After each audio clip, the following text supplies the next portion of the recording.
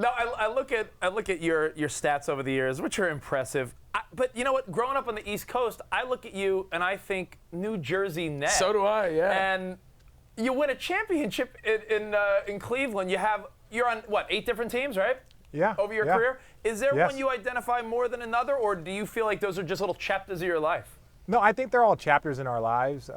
One, I think there's really 3 places that people associate me with, and it's great because it was where I went to college, University of Arizona, where I started my career in New Jersey, and played 7 seasons there, and then one of the last stops is in Cleveland. And so a lot of players have those moments where wherever they have the most amount of success, that's where you associate them with. So most people either know me from my Cleveland days, or people know me, unless I was on your team. If I was on the Utah team for a year, or Golden State or Milwaukee, then you remember that from the stand. But I think overall, the basketball world, it's what I did in New Jersey and what I did in winning a championship in Ohio. I always wonder when you play for a team that doesn't exist in the same capacity. Like if someone played for the Sonics, does Gary Payton say, well, it doesn't exist anymore? Do you look at the New Jersey Nets and say, man, no one plays in Jersey anymore. I'm on an extinct team in a way. No, you do a little bit, but for the most part, it's the same. I think for Gary Payton, it's different because they changed the name, they moved the city. Yeah. They just went across a couple of bridges to Brooklyn. There's still people that work in that organization that were there before me that are still there now. So when I go back there, I call a ton of the Nets games. I'll be calling the game against the Lakers here tomorrow. At Staples. So I call a ton of Nets games, and so I'm still seeing familiar faces. My connection to the franchise that drafted me, that I had surgeries for, that we helped turn it around myself, Jason Kidd, Kenyon Martin, where we went to finals. So I still have a deep, deep connection with the fan base. And what's really cool now is that I'll go to the arena and you'll have a grown man coming up with a kid, and he'll show me a picture of him 7 years old in a jersey of mine for New Jersey, and now he's bringing his kid to Brooklyn, and I get a chance to say hello. That right there shows you the connection that you have with that community, so it's awesome. That guy has a beard now, right? Yeah, no, he does. He has a beard now. He's drinking a beer, and you're seeing him in a Halloween costume with a Jason Kidd jersey on, and you're like, yeah. Yo, is there a part of you? We're thinking of those Nets teams that were fantastic for a while. Do you find no shame in the game that you lost in the NBA Finals to, Shaq and Kobe, right? That's... And that's, there's always that thing. Look, I lost to a Tim Duncan, David Robinson, Manu Ginobili, Tony Parker team. Yeah, that was a great team. And then I lost to a Shaq and Kobe team on the back end of their three-peat. But history is littered with people that had really great teams that never won it.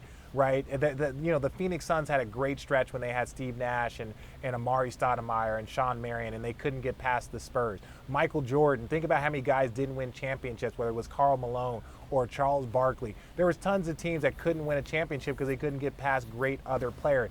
But that also what makes it so much fun. That's what makes me winning a championship, even though I was reserved with Cleveland, so important to me, because it was like, hey, and even then, we went against a 73-9 team. Right, or 73 and whatever they were. Yeah. It was absurd. So when you're getting to that finals, you're going to go against a very, very impressive team, probably one of the more impressive teams in the history of the game. That's why it's the finals. We're watching all these games today, and these kids, they dream about playing in the NBA, and I'm sure they have dreamed about seeing themselves in the highlights. And I'm sure you've watched a lot of your highlights. What's it mean to these young guys, though, to go back later on tonight and see themselves on SportsCenter and things like that? Is that a huge thrill?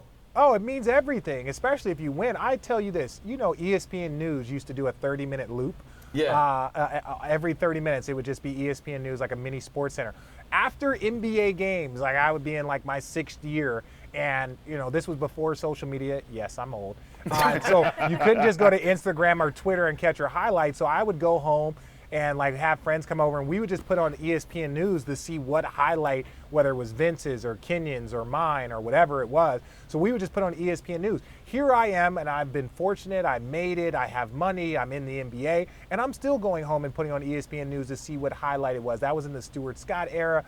That was an amazing time to hear those calls. So these kids 100% are looking forward to that opportunity to have one of their icons call their names and seeing their name up on the banner. So yes, these kids are excited because I was. Well, Richard, on the flip side then, in a world where people criticize pretty hard, how difficult is it for these young players to see maybe some of the failures when they look back later tonight? When they look back to see some of the failure. Well, look, one thing, and it's tough now because this is a different age, but getting into broadcasting and even doing some college stuff for Pac-12 and CBS, it's one of those things where you never criticize the player, right? You never criticize the player. You never criticize these kids. That's what's tough. But on that other side, those are the things that, and that's why I hate that everybody gets a trophy.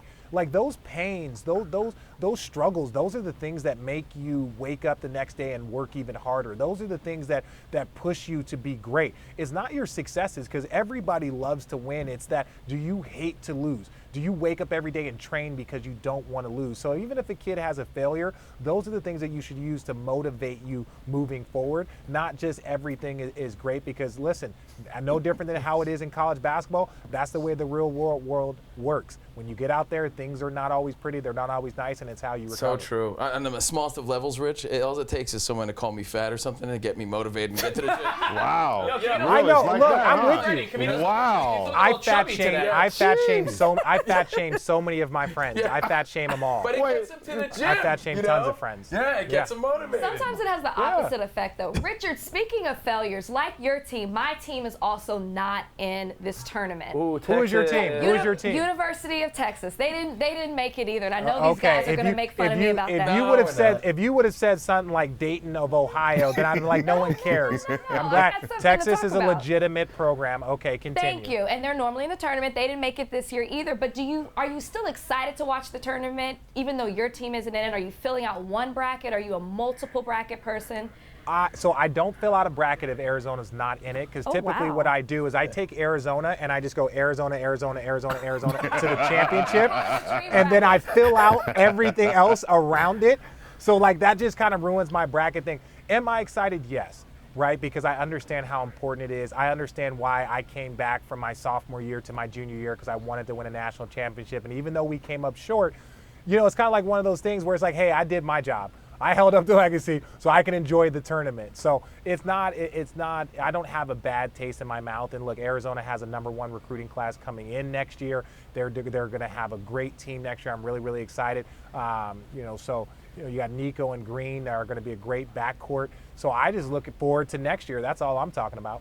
Now, Richard, you're talking about the 8 teams you're on. The dumbest question ever: which jersey do you feel like you look the slickest in? Like where do you feel like, yo, when you watch those ESPN news on reruns, like you're like, yeah, man, damn, I look good. Like where did you feel? It's tough, man, because I'm already light skinned. And so I know the feeling. But I grew up in Arizona, and I live in California, so I get this amazing tan, and then all of a sudden, just over the course of being in that winter and being in gyms all winter long, I just get paler and paler and paler. So it really depends what I look like in the jersey at the beginning of the season versus what I look like in June, right? I'll tell you what, some of those Cleveland orange colors, and I start looking orange. So it's difficult. I would say I would go with my original when I was with the Nets. I really like the red, white, and blue. My college team was red, white, and blue. My high school team was red, white, and blue. So it was just kind of a fitting, color scheme for me. America's red, white, and blue. Right. You keep it going. Thank you. Yes, it's a great color. Richard, man, thank you so much for hanging out with us. It's a pleasure. Hey, you guys have a great day Thank ahead you. of you. You guys have one of the luckiest jobs in all of sports. You guys enjoy your day today. Hey, we Thank you. appreciate it. Thanks, Richard Richard. Jefferson on the show, the Basketball Bonanza. It's so funny. I saw him play so many games live. That was coincidentally dating a New Jersey Nets dancer. Yes. Wait, Max. you Max. Oh, what? That's one thing? It took 5 hours for me to say that. Well, the alarm. Whoa! What? I made a bet with the staff that when we had Richard Jefferson on the show, Covino would have to brag about he used to date a New Jersey Nets cheerleader. It's not a brag. My brag was about It's a seeing him brag. play. It is. Ring the alarm. But he waited till Richard Jefferson was off the screen and then brought the story to the table. And then You see how that goes? Strategic with it for Exactly. By the way, Tell Freddie him I'm still Coleman's here here. also. Freddie, thanks for How's being everybody here. doing, by the way? What's up, man? I've been watching all day, by the way, by hanging out watching the games here. People look at me and say, wait a minute, you don't work till 9 o'clock at night. Richard Jefferson's still there? Yeah, see, I'm still here. What'd you say? I'm glad he's back. I knew it. Covino, we made a bet behind the scenes that the minute we had Richard Jefferson on, Covino would somehow drop the fact that I used to see you a lot in Jersey because I dated a Nets dancer. Yeah. Who was the Nets dancer? Who was the Nets dancer? Why would I want to give her credit? She left me for a talked about her player. all the She time. left you for a player. Wow. well, who's the player One now? of his teammates. No Who way. was the player? net? This Who is was like the I got Nets a story. I'll dancer? give you her name was Christina. Okay. And the guy's initials I'm were not- JF. Yes, that's all I'm giving. That's all I'm giving. Wow. I'll never give him props on my show. That was years. That was so long ago. Was this in Jersey? Was she power or motion? That was, I guess, motion? Yeah, I think so. Oh, okay. Yeah, I think so. Yeah, All right. I think so. Yeah. Back well, when hey, Sly was the She left mascot. you for a very tall, doofy white guy. Yeah. That hurt me. Hey, Yeah. well, you guys have fun. I heard this and I was like, wait a second, I'm minute. back. I'm back. All right, you guys have a great day. Thank you, Richard. Thank you, Oh, Richard. my God. And insult to injury. He's there listening. That's terrible, man.